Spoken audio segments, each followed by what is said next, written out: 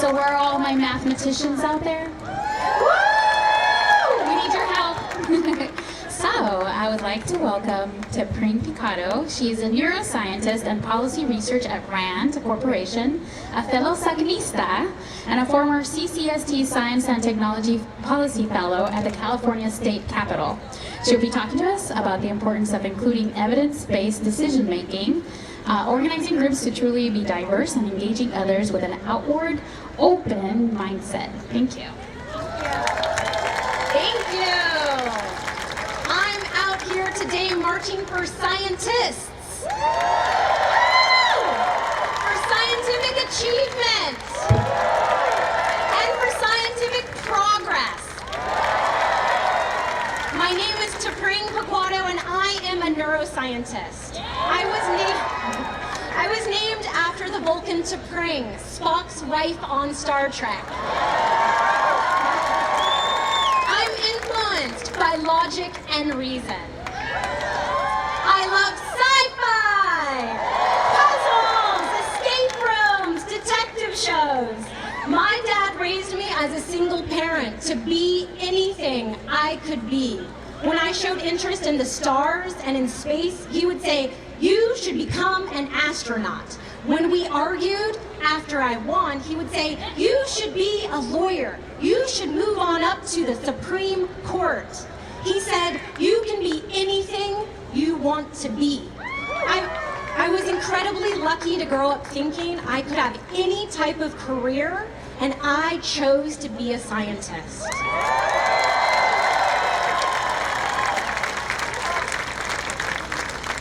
Even with all the support from my dad and the training from my teachers, there weren't examples of scientists that looked like me.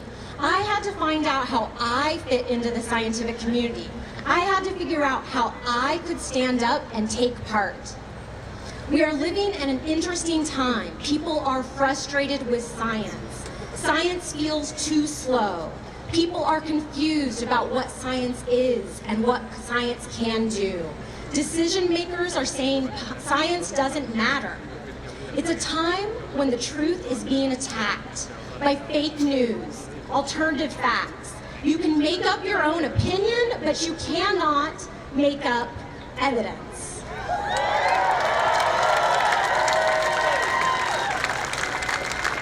We need to insist that our politicians speak to trusted experts. CCST, California Council on Science and Technology, is a nonprofit, nonpartisan organization made up of scientists.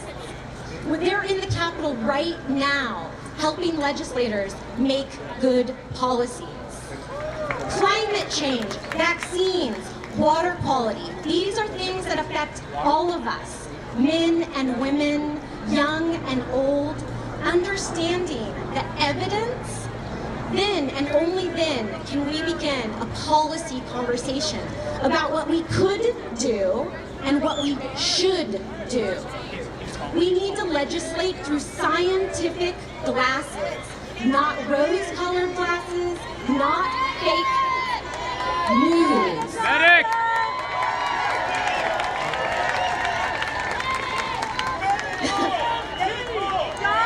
I'm gonna keep going. EMT. EMT is needed over there. Science matters. Can we please get an EMT? Thank you. I'm speaking to you today to become a scientifically literate person. Science is a way of thinking, a way of understanding, a way of asking questions. Evidence matters. Research and analysis are only the means, not the end. Science gives us a process to find the best available data that help us get closer to the truth. The sooner that we understand the facts, the sooner politicians can discuss policy solutions. The future of scientific inquiry, innovation, and improvement is in our hands. I'm going to use my voice to say they need a doctor in the back. Doctor, there's another person. It's hot out there. Science matters. It affects us all. I'm going to finish with a couple of things. I ask you to take part in science by asking questions and seeking the truth, and be patient with the pace of science to find solutions. I march today because science matters. Decisions need to be made with the best evidence, and you matter. Let's look beyond what tradition tells us about who can be a scientist. Let's look beyond what tradition tells us about why science is important. Let's look beyond what tradition tells us about when we should apply the scientific method. Hashtag evidence matters. Hashtag diversity matters. Hashtag you matter. And for all you older adults, that's # thank you. You can find me on Twitter and Instagram at Dr. Tepring. In the words of Mr. Spock, live long and prosper.